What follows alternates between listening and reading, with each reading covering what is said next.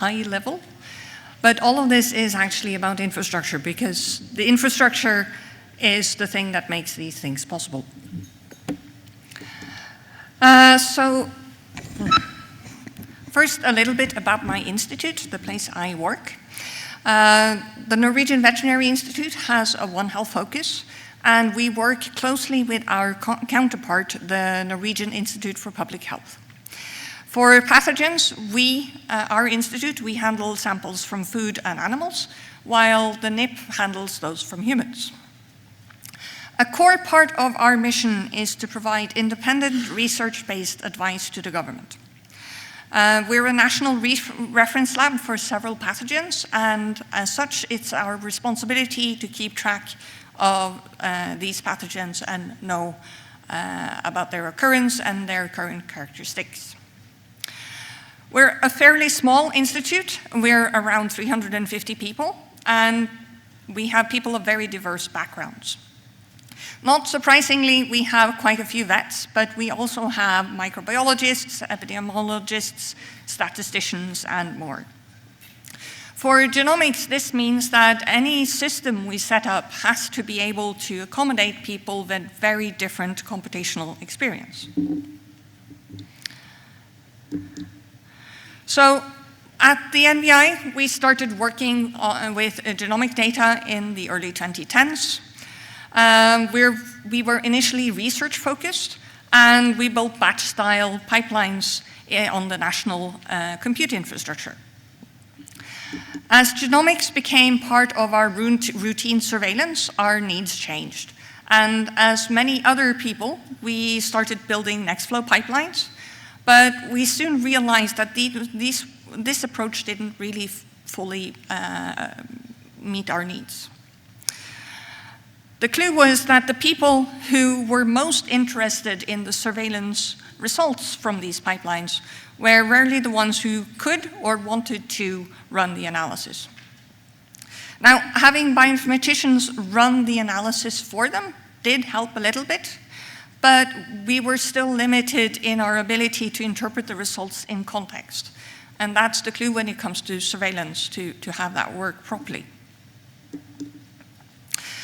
So that raised a question. How do we bridge the gap between computational workflows and biological insight? A common approach is to make biologists more computational, or vice versa. But in practice, stretching people too far outside of their fields of interest, that frequently doesn't really work all that well. So instead, we realized that what we really needed to do was to rethink the entire model. What we wanted was a system where both sides could play to their strengths. And traditionally speaking, what many people do is that they have sort of a core facility set up to do these things. In this setting, the bioinformaticians process the data and hand the results over to the domain experts. What we wanted to do was to reverse that. We wanted to enable the domain experts to explore and understand the data on their own terms, while still having the bioinformaticians organizing things in the system. So to achieve this, we realized we needed some software that could help us bridge this gap between the two worlds. After evaluating several options, we settled on IRIDA, a system that's developed by some Canadians who are, well, some of them are in this room, but yeah. IRIDA allows biologists to explore their own results, while bioinformaticians focus on maintaining pipelines and ensuring good information flow in the system. To complement the IRIDA system, we also chose to set up Clarity LIMS, so that's the Illumina Laboratory Management Information System, to manage the lab workflow. Aside from making life easier for the people in the lab, it has also significantly contributed to the information flow of our system. When people submit samples for sequencing, they add information that is then carried through the entire system and help decide which analyses are done in the end.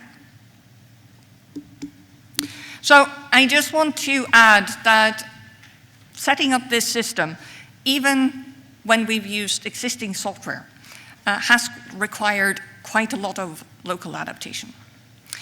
We've built our own LIMS workflows and our own bioinformatics platform, but not only to manage the daily analysis and automation, but also to satisfy requirements on what analysis we need to do, what outputs we need to produce, and on tracking samples and information, and also the reporting we need to do to various instances.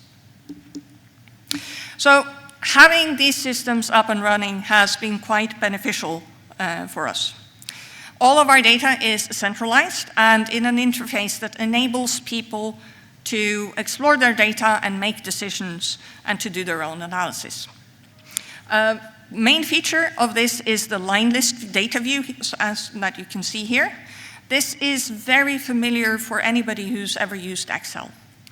And this familiarity has really helped us in adoption among people with diverse computational skills.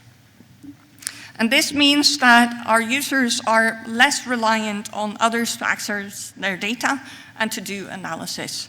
They're capable of going into the system and having a look for themselves.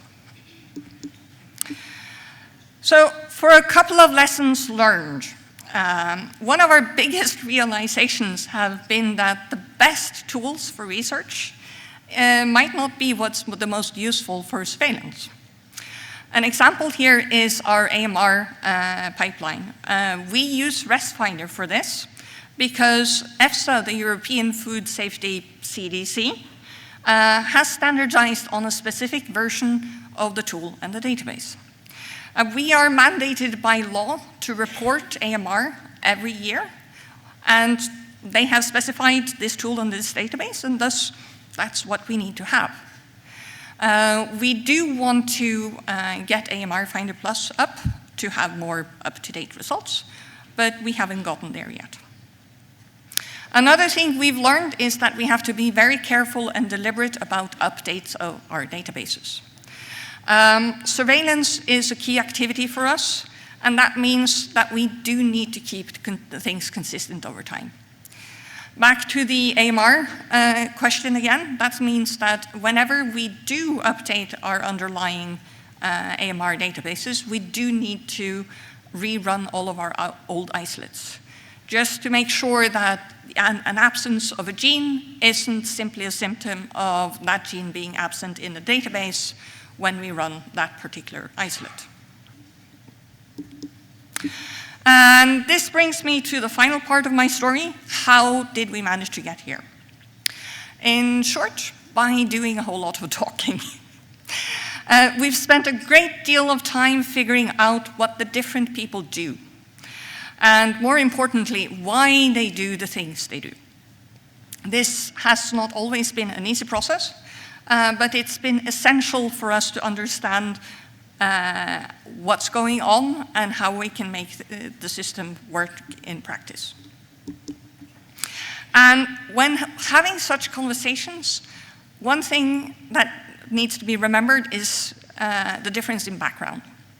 I think many of us have been in a situation where you've heard two people talk and you've barely understood anything. They might as well have been speaking in code.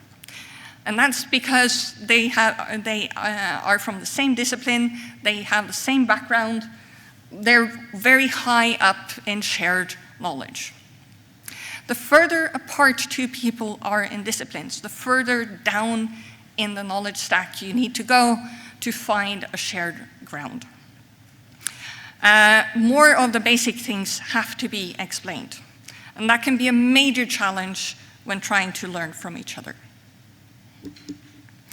And that brings me to my last and perhaps most important teaching point. Learning from each other requires a certain mindset. It means that you need to dare to be ignorant.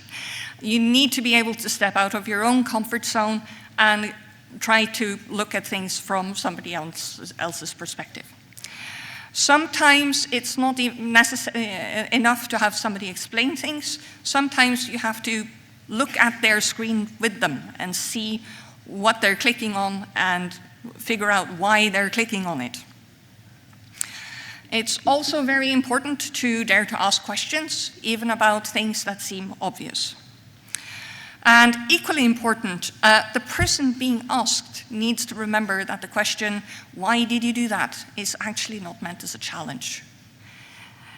And that can be a very hard instinct to overcome. And through this process, it's important to remember the main point of it all, and that's to create a shared mental model of what's going on so that all of the pieces can work well together.